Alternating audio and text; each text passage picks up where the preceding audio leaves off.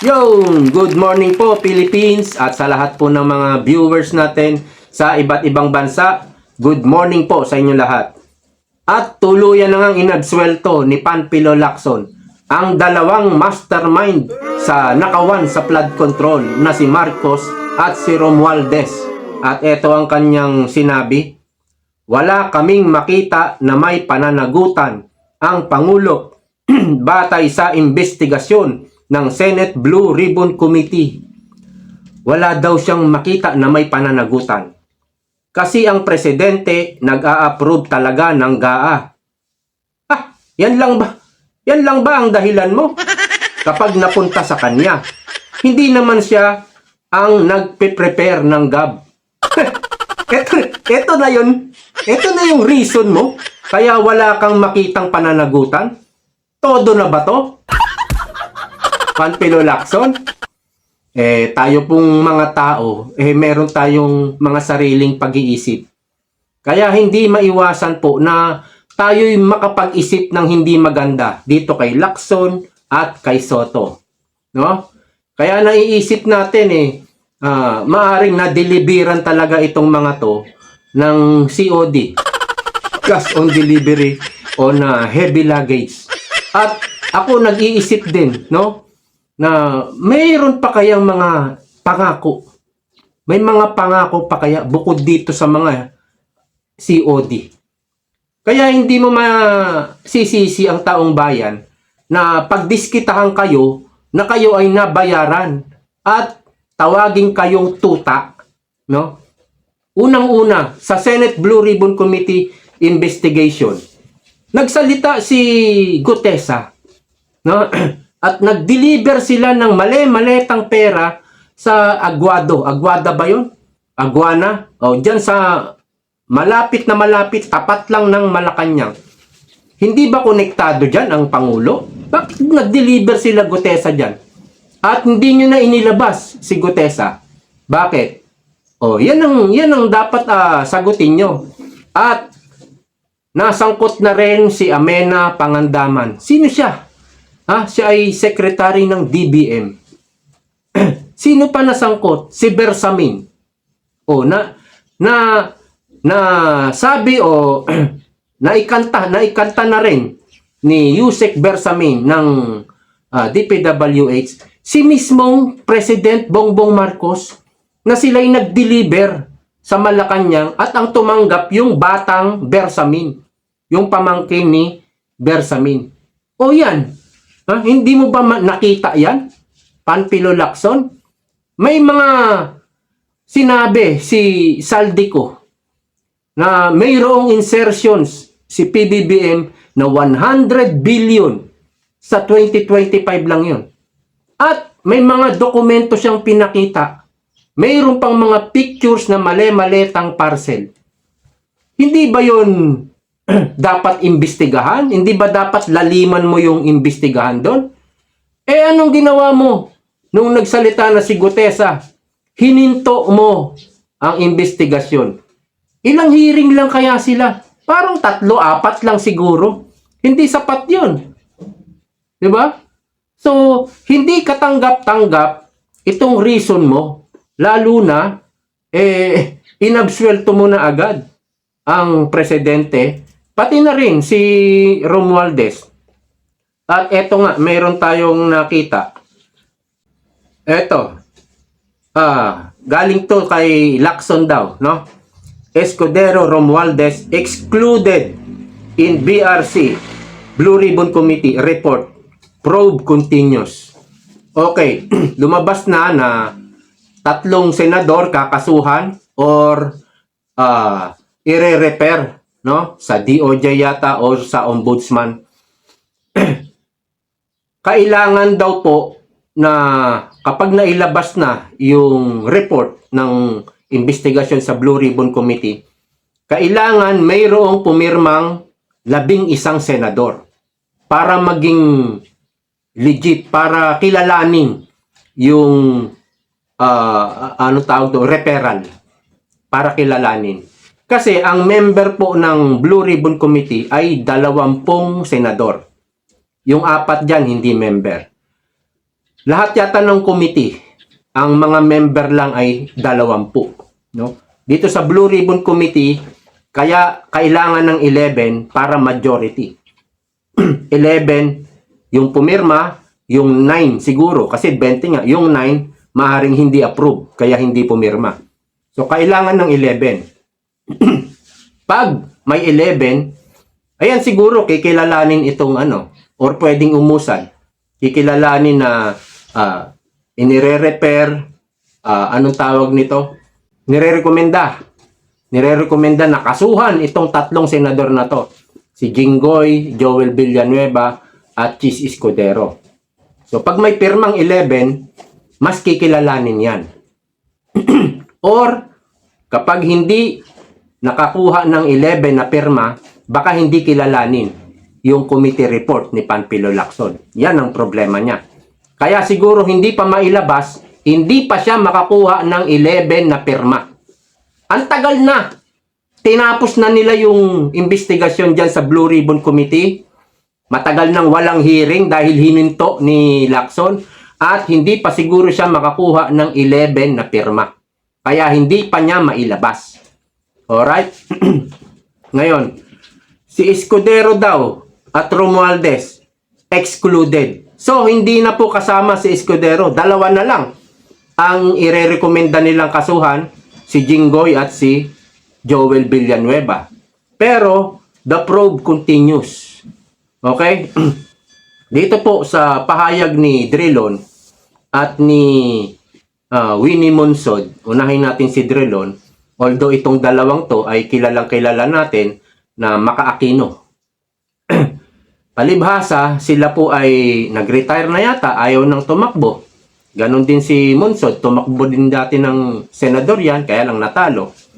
So, yung kanilang paninindigan laban sa mga Marcos ay nandyan pa. Nandyan pa rin. Ang tungkulin, ito po ayon kay Drilon, ang tungkulin ng senador ay maging tagapagtanggol ng batas, hindi tagapagtanggol ng Pangulo.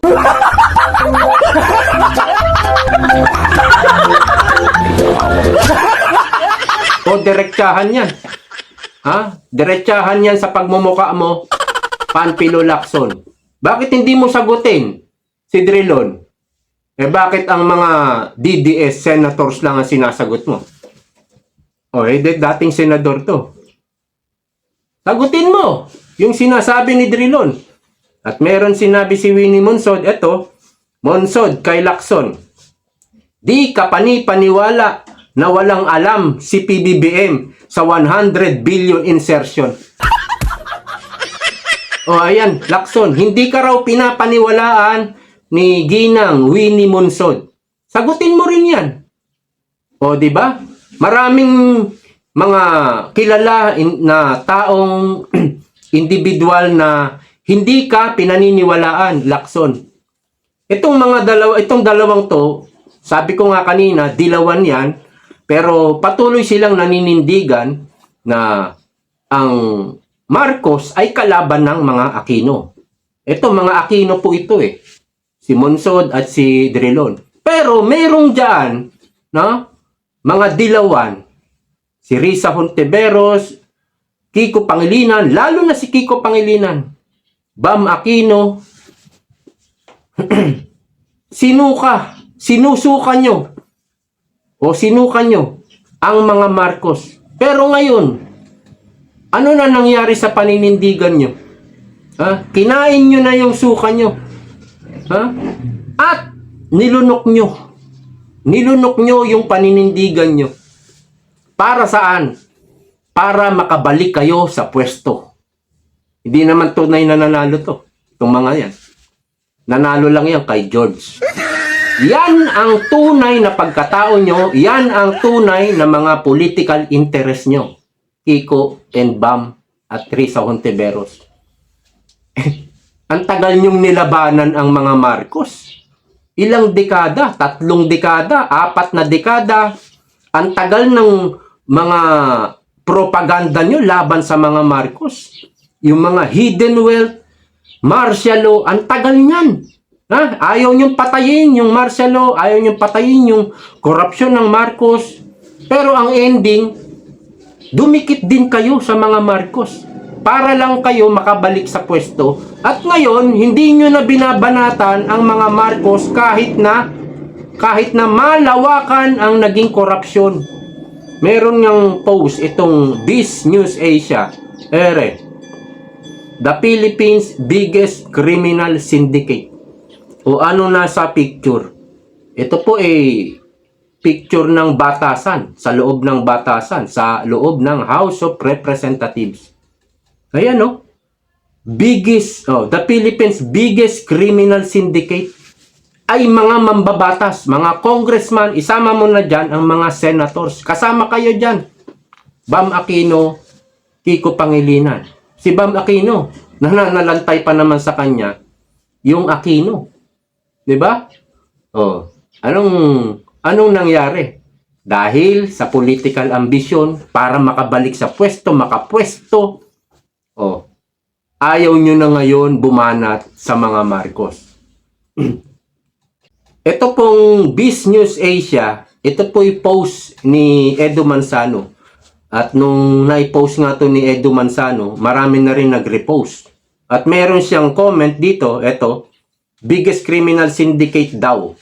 Not a gang, not a cartel, not a shadowy underground network, but the people in Barong and Blazer. Blazer po yung Amerikana. Complete with microphones and opening prayers. Amen muna bago allegedly. I can't help but think that if corruption were an Olympic sport, we dominate gold, silver, and bronze.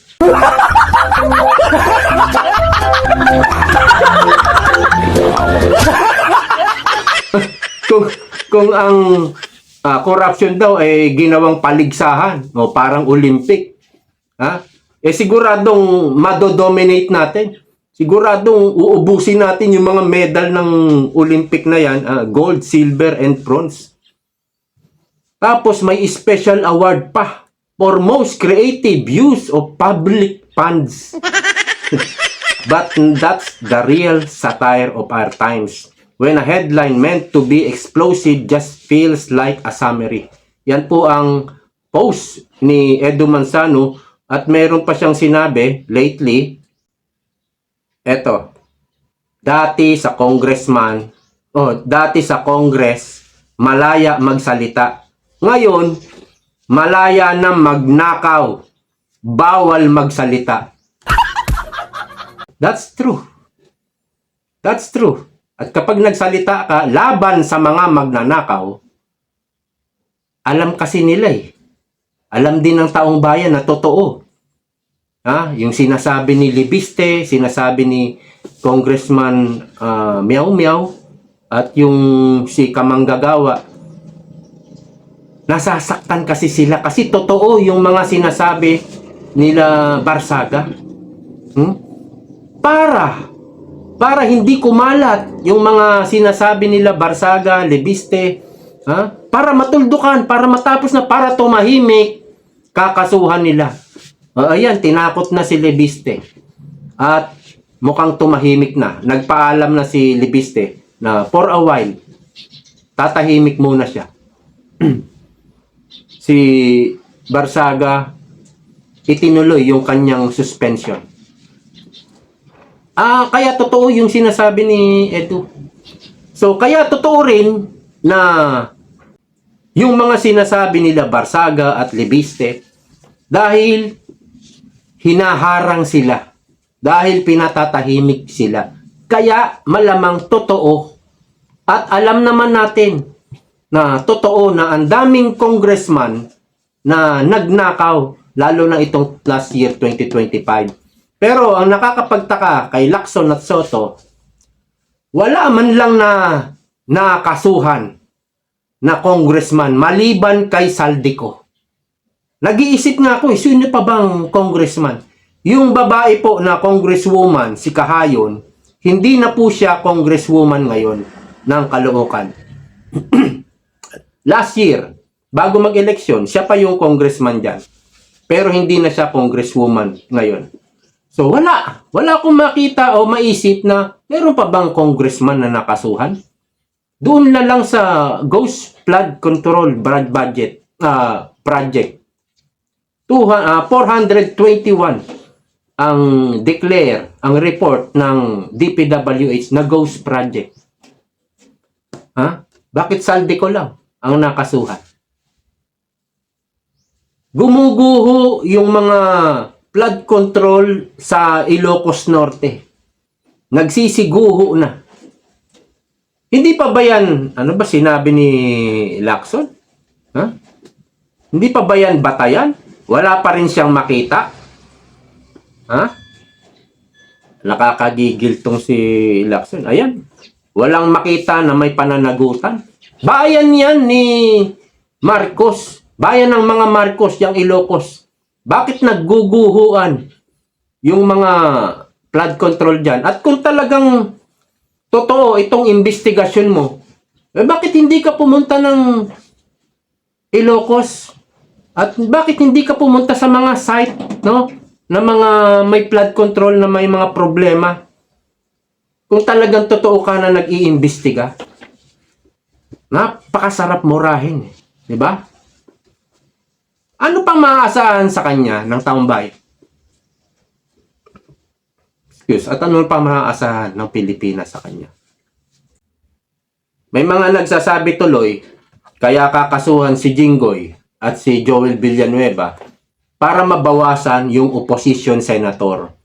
Si Bato de la Rosa nagtatago. So, kung makakasuhan yan, 3 senador yan mababawas sa opposition. Plus, Chis Escudero mukhang natutukan na sa liig. Diba? Tahimik na si Chis. Wala tayong magagawa. Hindi rin natin masisisi si Chis. Kung idadamay ba yung pamilya niya, talagang wala kang magagawa kundi tumahimik. At baka kung ano ipagawa sa kanya, impeach mo si VP Sara, baka wala rin siyang magawa. Kasi baka at stake na ang kanyang pamilya. So yan po. May mga picture tayo nakikita si Camille Villar katabi ni First Lady kung saan pinipiga yung kamay para ngumiti lang sa kanilang Kodak, sa kanilang pagpapapicture. Nakikita nyo yung mga napapanood natin dati sa mga telenovela, yung mga kontrabida ron, yung mga galit na galit tayo kila Bella Flores.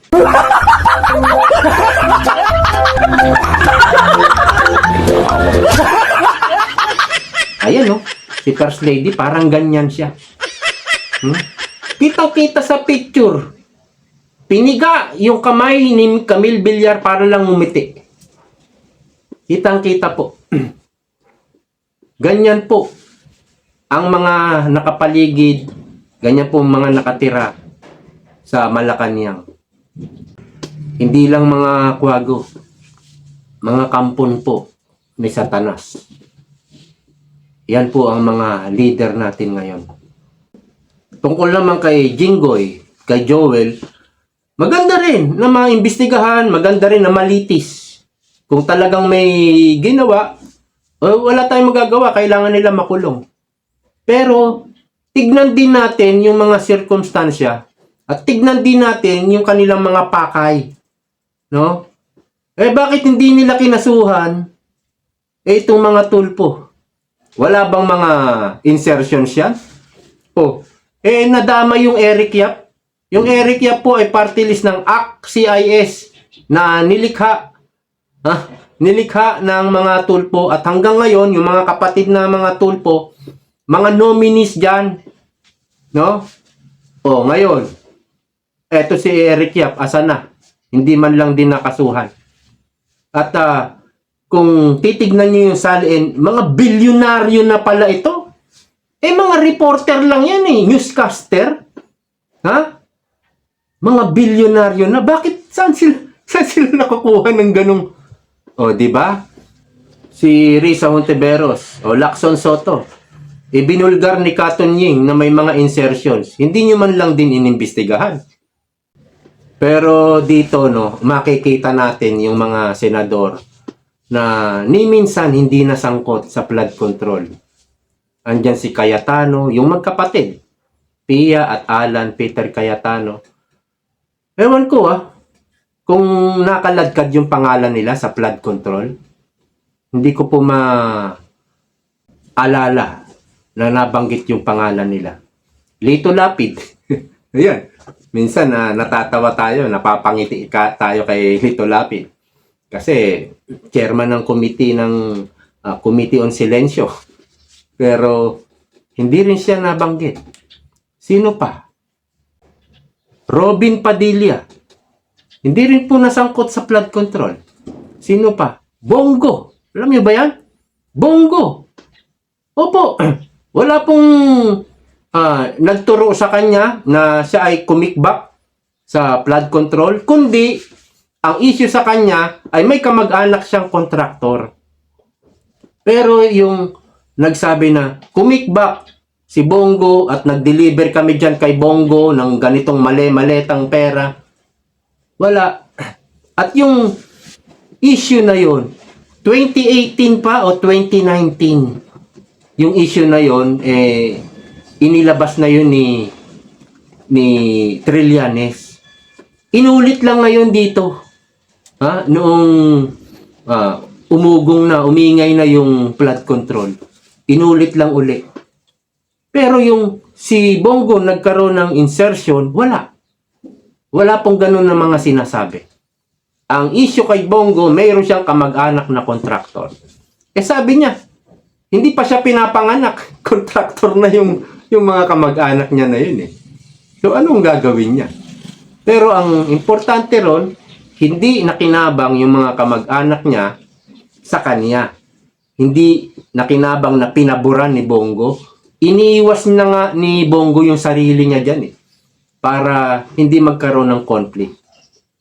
Yung mga kontraktor na nag-congressman, tumakbo ng congressman, yung mga congressman na naging kontraktor na ngayon, at mayroon pang isiniwalat kuno lang kunyari lang, pabida lang, na 67 kontraktor, ibig sabihin, mga congressman na kontraktor, si Pampilo Lacson, ano nangyari dyan sa isiniwalat mo?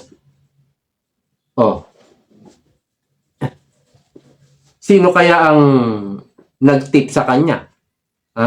Na mayroong 67 na kontraktor. Malamang taga DPWH. Yun yung mga ganyan na, kunyari, magpi-privilege speech, meron siyang i-expose para maging siya ang bida. No? Ayan, may in-expose siya. Pero anong kasunod? Wala na. Wala na. Siya yung chairman ng Blue Ribbon Committee. Hindi niya, di ba? Hindi niya nilaliman ng investigasyon dyan. Wala siyang pinatawag na congressman. Bakit ba si Toby Chanco nung pinatawag? Umaten naman. Ang ginawa ni Lacson, hinarang agad na mayroong mga courtesy ganyan. Ayaw niya lang imbestigahan. Kasi baka pumunta yan sa Malacanang. So talagang obvious na obvious talagang kumapit sa patalim itong dalawang Lacson at Soto na ito para lang may pagtanggol at maprotektahan ang dalawang mastermind. Kaya talagang nakakagalit. At alam ko, kasama ko ang mas nakararaming taong bayan dito sa dalawang ito na dapat ito na yung huli nilang pwesto sa gobyerno. Dapat yan na yung huli at pagpahingahin na natin. Matatanda naman na. Pagpahingahin na yan. Wala nang boboto dyan sa susunod. Ganito na lamang po muna sa ngayon. Medyo tayo, na high blood.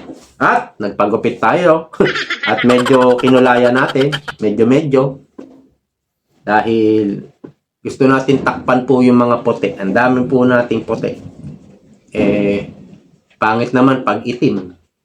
Parang ano rin, yung lilitaw din agad yung puti. So, maganda na yung ganito. Medyo, ano tayo, medyo, sino ba yon? Sino ba yung sa cartoons? Yung basketball player? Si Sakuragi. At tayo Sakuragi. So hanggang dito na lang po muna sa ngayon. Maraming salamat sa patuloy na pagsuporta ninyo. See you pa next time. Bye-bye! I love you!